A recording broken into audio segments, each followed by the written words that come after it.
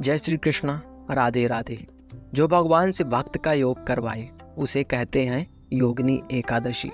आज आषाढ़ मास के कृष्ण पक्ष की एकादशी तिथि है, जिसे योगिनी एकादशी कहा जाता है। कुछ स्थानों पर इसे योगिनी 11 के नाम से भी जाना जाता है। शास्त्रों के अनुसार केवल इस व्रत को रखने और इसकी कथा को श्रवण करने मात्र से ही 88,000 ब्राह्मणों को भोजन कराने के बराबर का फल प्राप्त होता है। आज मैं आप सभी को सुना रहा हूँ योगिनी एकादशी की अत्यंत दुर्लभ कथा, किंतु एक बात का विशेष ध्यान रखें, इस कथा को पूरा सुनना आवश्यक है। अधूरी कथा सुनने से इसका पूर्ण फल प्राप्त नहीं होता। एक बार धर्मराज युधिष्ठिर ने भगवान श्री कृष्ण से पूछा, हे मधुसूदन, आपने मुझे ज्येष्ठ मास की निर्जला एकादशी के विषय में बताया, आप कृपा करके बताएं कि आषाढ़ कृष्ण पक्ष में कौन सी एकादशी होती है, इसका क्या महत्व है। भगवान श्री कृष्ण बोले, हे राजन, यह एकादशी योगिनी एकादशी कहलाती है। यह मनुष्य के पर्वत समान महान पापों का भी नाश कर सकती है। इसका व्रत जो श्रद्धा से करता है वह पाप मुक्त हो जाता है और आत्मिक बल भी प्राप्त करता है। पूर्व काल में अलकापुरी में कुबेर नामक देवता रहते थे, जो शिव जी के अनन्य भक्त थे। उनके दरबार में हेममाली नामक यक्ष पुष्प लाकर प्रतिदिन शिव जी की पूजा के लिए देता था। वह अपनी सेवा में निष्ठावान था, किंतु उसकी एक कमजोरी थी, उसकी सुंदर पत्नी विशालाक्षी। वह अपनी पत्नी के प्रति अत्यधिक आसक्त था। एक दिन वह पुष्प तो ले आया, पर सीधे कुबेर को देने के बजाय पत्नी से मिलने चला गया।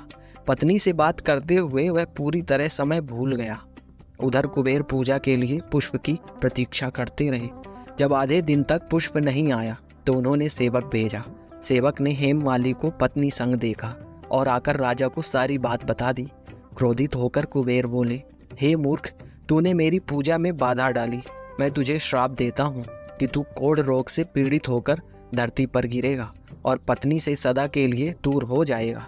श्राप लगते ही हेममाली को कोढ़ हो गया और वह पृथ्वी पर आ गिरा।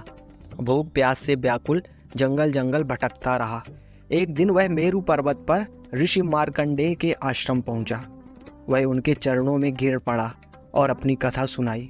तब मार्कंडेय बोले, हे वत्स, आषाढ़ मास के कृष्ण पक्ष की योगिनी एकादशी का व्रत करो, इससे तुम्हारे सारे पाप धुल जाएंगे।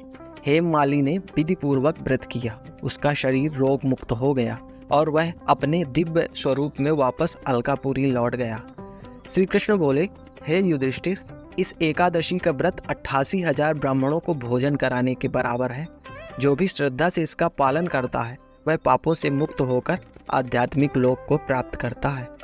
अब भक्त दंपति माधव कांता की कथा सुनते हैं। एक गांव में माधव नामक जुलाहा अपनी पत्नी कांता के साथ रहता था। दोनों निर्धन लेकिन ईश्वर भक्त थे। वे सुंदर वस्त्र बनाते, फिर भी उन्हें उचित मूल्य नहीं मिलता था। फिर भी वे संतोषपूर्वक भगवान श्री कृष्ण की भक्ति में लगे रहते। उनकी एक पीड़ा थी, संतान नहीं थी।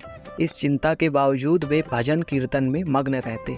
एक दिन माधव बाल गोपाल की मूर्ति घर लाया और बोला, अब यह हमारे पुत्र हैं, हम इनकी सेवा करेंगे।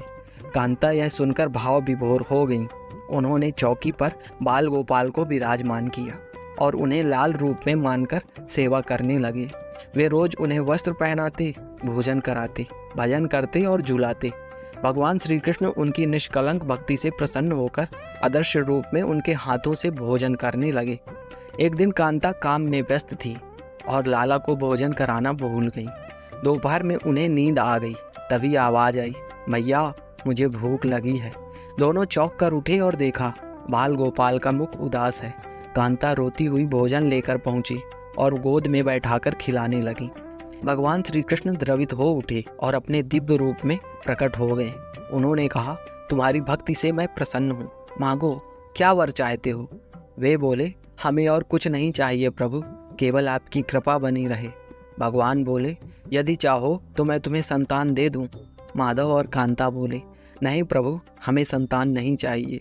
हमें डर है कि मोहवश आपकी सेवा ना छूट जाए। भगवान की आंखों में आंसू आ गए और उन्होंने कहा, मैं सदा सदा के लिए तुम्हारा ऋणी हो गया। समय बीत गया। एक दिन वृद्ध दंपति ने श्री हरि से प्रार्थना की, प्रभु, जब हमारे प्राण जाएं तो आप ही हमारी अंतिम क्रिया करें। भगवान ने वचन दिया। जब उनके अंतिम समय का समय आया, श्री हरि प्रकट हुए और माधव कांता के सिर को अपनी गोद में रखकर प्रेम पूर्वक नेत्र बंद किए। उनके प्राण हरि में विलीन हो गए।